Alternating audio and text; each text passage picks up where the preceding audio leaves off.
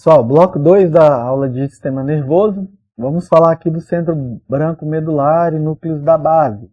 Bom, o centro branco medular, ele é uma rede aqui de axônios, dendritos, que vai fazer essa comunicação de um axônio de uma área com outra área. Então, é uma região de conexão. Temos aí, como estrutura importante também de integração entre essas conexões, a cápsula interna. Cápsula interna é essa estrutura que vai ligar a parte da frente com a parte de trás do cérebro. E aí na cápsula interna ela tem divisões, né? Tem o ramo anterior da cápsula interna, o joelho da cápsula interna e o ramo posterior.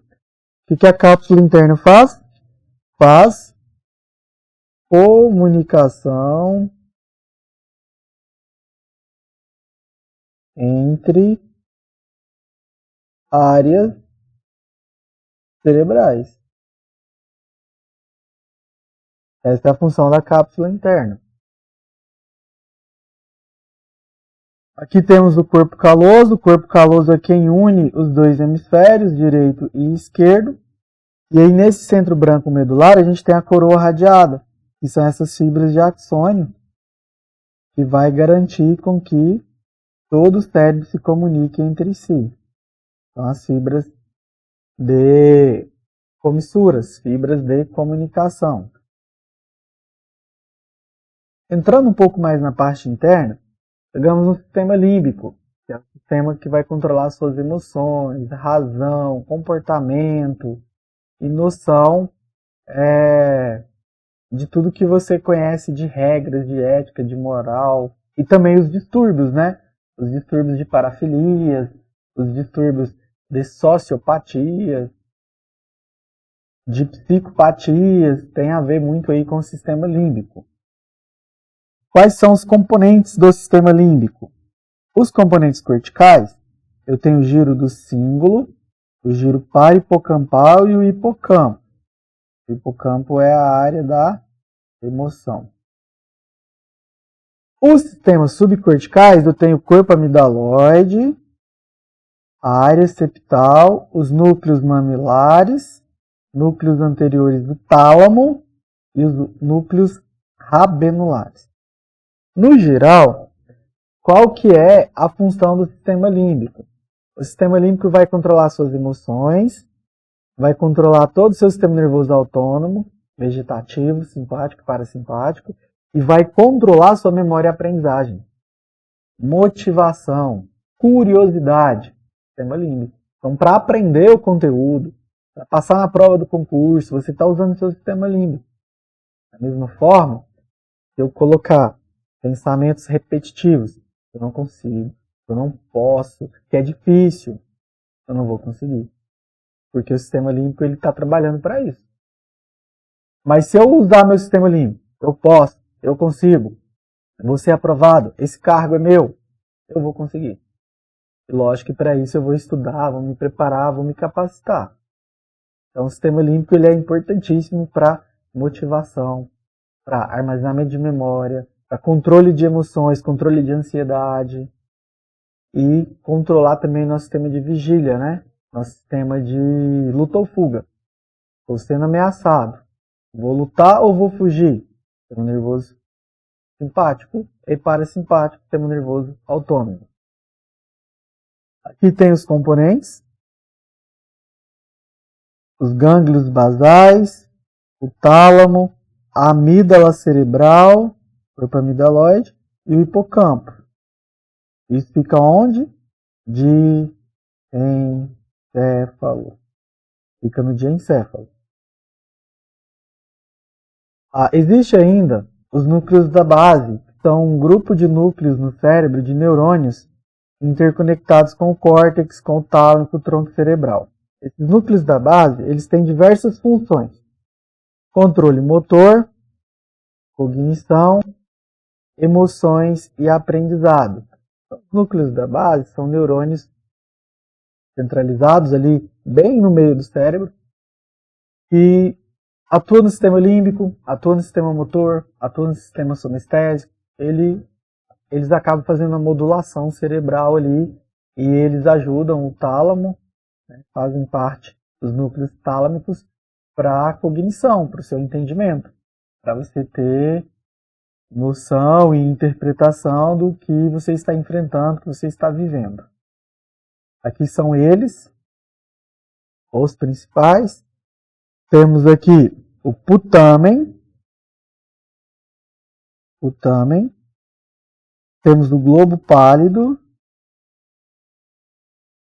E temos aqui o núcleo caudado. São os principais. Essa parte aqui já é o tálamo, ó, os núcleos tálamicos. E aqui o corpo caloso. Então, vem o tálamo, o corpo caloso, o lobo pálido, putamen e caudado.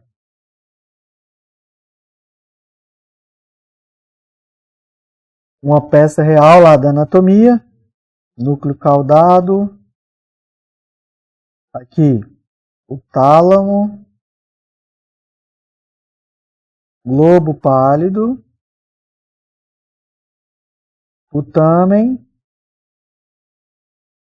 núcleo subtálamico, corpo mamilar e aqui a substância negra.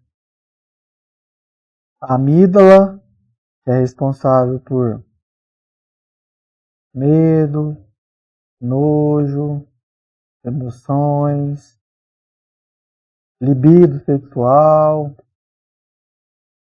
Pessoal, vamos dar atenção aqui para a substância negra, que é essa daqui, ó. A substância negra, tudo isso que eu mostrei para vocês são grupos de neurônios fora do córtex, lá nos núcleos da base. Então tem neurônios, células nervosas.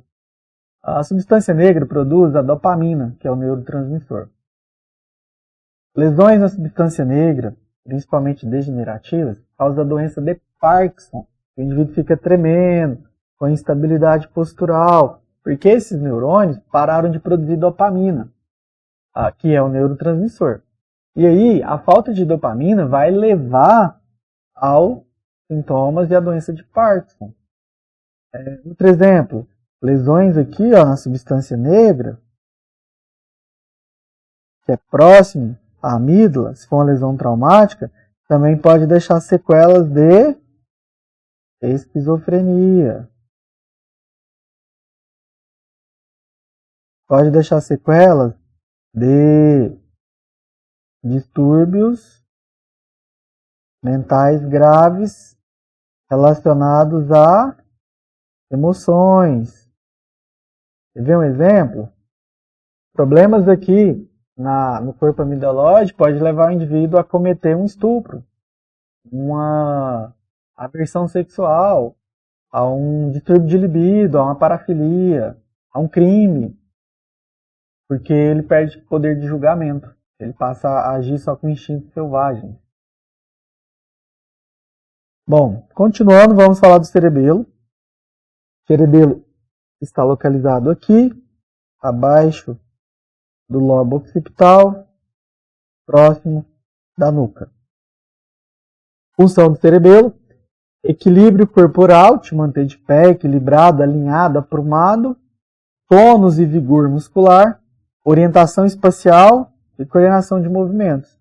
Então, pego meu carro, vou para a Bahia dirigindo. Pela primeira vez, sem olhar no GPS, posso me perder. Mas se eu for um cara que tem uma noção espacial, de norte, sul, leste, oeste, eu vou conseguir chegar lá, ler placas. Lá na academia, quando vem o vigor, né, o tônus, a força muscular, o cerebelo está relacionado com isso. O tronco cefálico tem as 3 divisões, o mesencéfalo,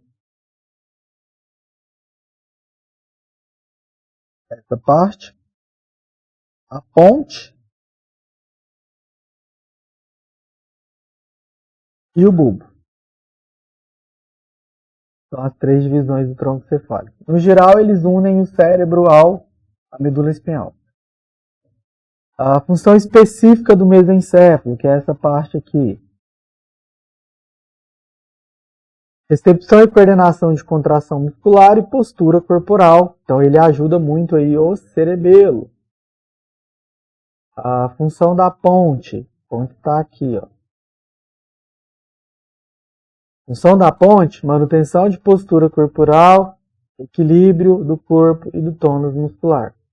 Então a ponte também auxilia o cerebelo. E aí a função do bulbo. Aqui o bulbo. Controla os batimentos cardíacos, controla os movimentos respiratórios e controla a deglutição, o ato de engolir. Então, às vezes, um problema no bulbo vai te levar a uma parada cardiorrespiratória instantaneamente. Uma pancada na nuca, um tumor na região, perfuração por um projétil de arma de fogo. Lesão no bulbo te mata instantaneamente por parada cardiorrespiratória. Descemos para a medula. Medula espinhal é um cordão cilíndrico de nervos. Nervos é um conjunto de axônios que parte aí da base do encéfalo, né? A medula começa lá no bulbo e termina lá na região sacral. Então, é um cone medular.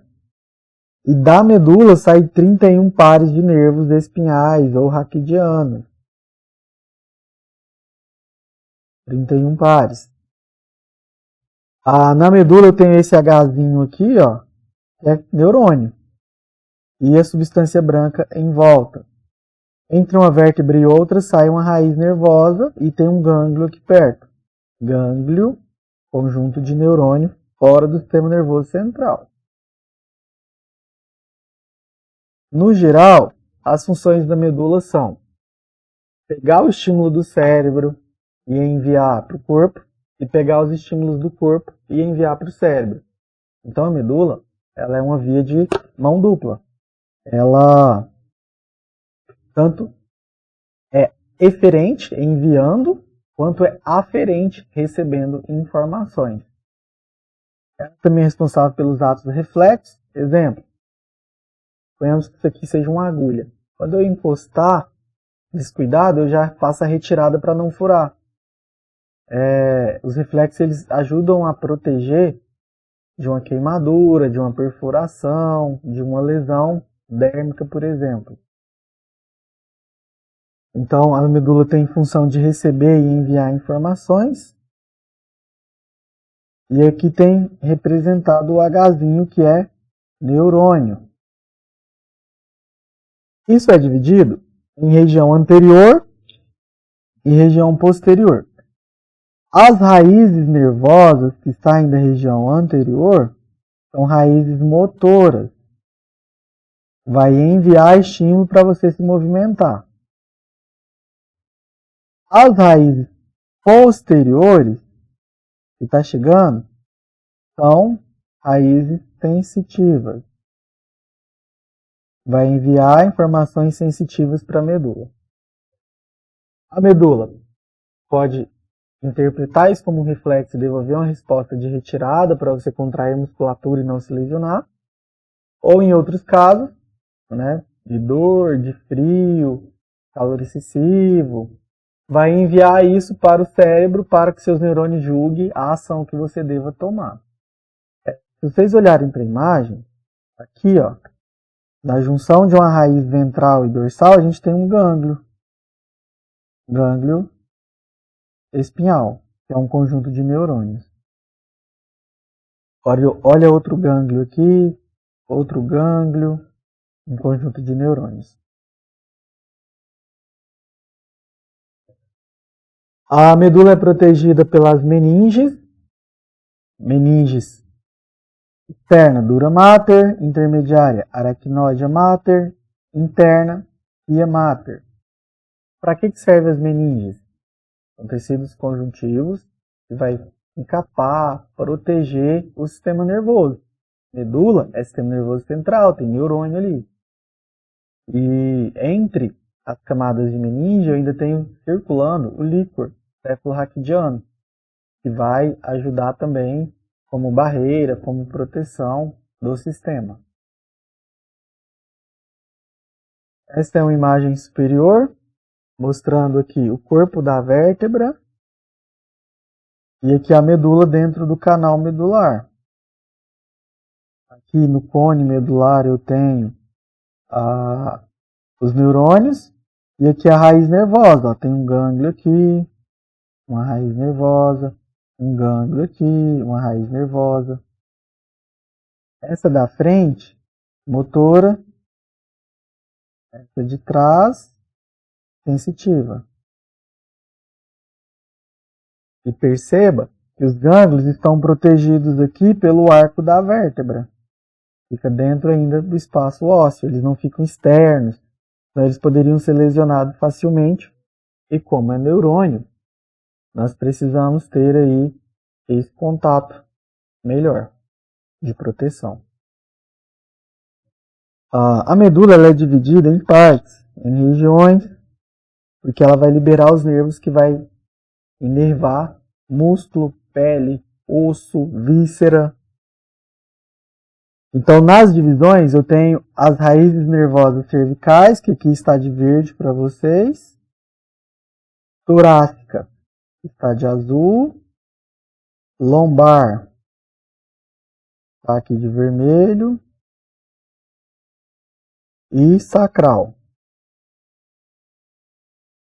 Eu tenho, então, 8 raízes nervosas cervicais, que vai de C1 a C8. Isso é raiz nervosa, leva o nome das vértebras. Por que eu tenho 7 vértebras cervicais, mas tem uma raiz nervosa a mais C8? Porque a primeira raiz ela sai de cima, entre a base do crânio, o occipital, e a vértebra C1. E aí entre C7, vértebra 7 e torácica primeira, eu tenho ali a raiz nervosa de C8.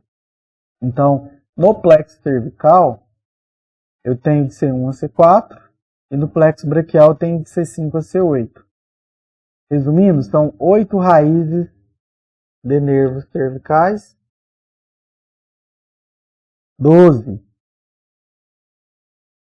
torácico, e aí o plexo lombar e sacral e coxígeno ele é junto, a gente chama de lombo sacral. Lombo sacral. Que aí vai de L1 a S5 e o coxígeno é CC1. Se quiser dividir, 5 lombar, 5 sacral e 1 coxígeno. Lesões na medula podem causar essas sequelas. Uma lesão total de ruptura da medula, a nível de pescoço, vai causar uma tetraplegia. O indivíduo vai perder movimentos de braço, perna e tronco. Uma lesão ainda na torácica alta também pode causar uma tetraplegia. Uma lesão torácica baixa pode causar paraplegia. Uma lesão em lombar pode causar paraplegia. E aí, pessoal, o termo plegia significa lesão total. A medula que estava vindo perdeu aqui, ó, contato. Perdeu contato. E o impulso nervoso desce e aqui ele para. Ele não prossegue porque não tem continuidade. Existe também as lesões parciais, que vem e tem às vezes uma lesão parcial. Aqui, às vezes, o impulso ele passa um pouquinho. Então, a lesão parcial eu não chamo de plegia. Lesão parcial eu chamo de paresia. Tetraparesia, paraparesia são lesões parciais. Geralmente, o indivíduo ainda tem um pouquinho de movimento, um pouquinho de sensibilidade. Mas se falou o termo plegia, é lesão total. Hoje nós sabemos que células-tronco, bioestimulação, pode ajudar a melhorar um pouco esses pacientes. Ainda tudo muito caro, quase tudo fora do Brasil, mas ainda existe aí uma pequena esperança em lesões desse tipo. As meninges também recobrem o encéfalo. São delicadas membranas que protegem o sistema nervoso. A externa é a dura mater, a intermediária aracnoide e a interna a pia mater. É um sistema interligado, né? Recobre tanto a medula quanto o cérebro e entre elas circula líquido cefalorraquidiano. Vocês sabiam que a dor de cabeça, a cefaleia, não é no cérebro, não é na massa cefálica, e sim nas meninges, principalmente na aracnoide, na dura mater. Elas possuem veias, artérias, elas possuem vascularização. E aí se tem uma vasodilatação, uma vasoconstricção, uma alteração do fluxo sanguíneo para as meninges, você pode ter um enxaqueca, você pode ter uma cefaleia grave. Ou em um processo infeccioso, viral, bacteriano, você pode ter uma meningite, que é uma infecção dessas meninges. Não tratado corretamente, esse micro-organismo pode adentrar o seu encéfalo e causar uma encefalite. E aí a encefalite, ela pode te levar a óbito, muito rápido. O líquido cérebro espinhal, também chamado de cefalorraquidiano,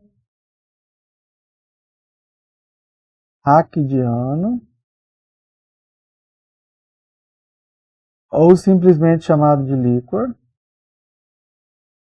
é um fluido aquoso com composição similar ao do plasma e do líquido intersticial, o líquido que fica entre as células, que atua como um coxim, né, para amortecer impactos, barreira de proteção mecânica, para todo o sistema nervoso central. O líquido também recobre o encéfalo e a medula, e acaba que todo o cérebro, toda a medula, ela fica mergulhada, né, sobre esse líquido. O líquido ele cria ali toda uma barreira protetora. E ele ajuda também na eliminação de excretas, na eliminação de impurezas, auxiliando aí o sistema linfático. As granulações aracnoides produzem o líquor,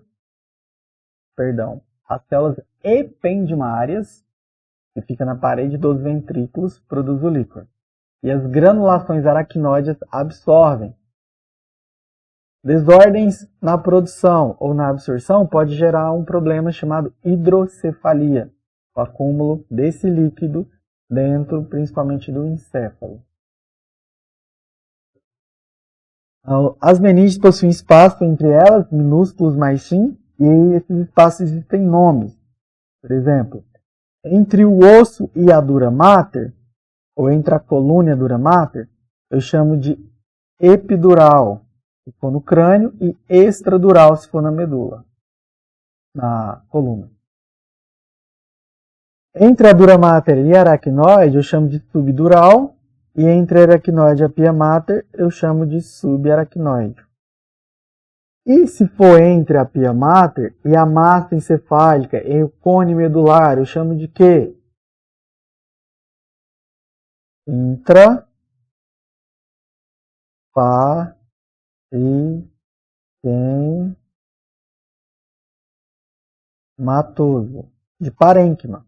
Intraparenquimatoso é quando esse espaço é entre a pia mater e a massa encefálica. O que é importante? Um traumatismo craniano, um coágulo, uma hemorragia, eu tenho que ver aonde que está para me drenar. Eu vou drenar um hematoma subdural entre a dura mater e a aracnoide. Eu vou drenar um hematoma epidural entre o osso e a dura mater. Eu vou drenar um hematoma intraparenquimatoso lá dentro do cérebro. Para que esse líquido circule, ele precisa de canais e de espaços. Para isso, o cérebro possui os ventrículos. Ventrículos são cavidades do cérebro, do encéfalo, por onde o líquor passa. E é na parede desses ventrículos que eu tenho as células ependimárias que produzem o líquor. Então, quais são os ventrículos? Eu tenho aí os ventrículos laterais, que estão aqui, mais à frente. Eu tenho o terceiro ventrículo, que está aqui, e eu tenho o quarto ventrículo. Comunicando o terceiro ventrículo com o quarto, eu tenho aqui o arqueduto de Stilvio, por onde o líquor escorre e desce para a medula. Aí ele circula e volta. Entre os ventrículos laterais e o terceiro ventrículo, aqui eu tenho o forame interventricular. Então, o líquor serve ainda, né, para nutrição, proteção e excreção do sistema nervoso. Pessoal, e se eu tenho lá um problema de produzir muito líquor ou de não absorver, a hidrocefalia? O que eu tenho que fazer? Uma cirurgia. Colocar uma válvula de derivação ventrículo-peritoneal para que o líquido que está em excesso seja drenado para o peritônio, os vasos linfáticos pegam, joga para a filtração glomerular e isso vai embora através da urina. Divididamente, os ventrículos laterais, também chamado de primeiro e segundo ventrículo, aqui está em vermelho. O terceiro ventrículo está aí para vocês em azul e o quarto ventrículo está para vocês aí em verde.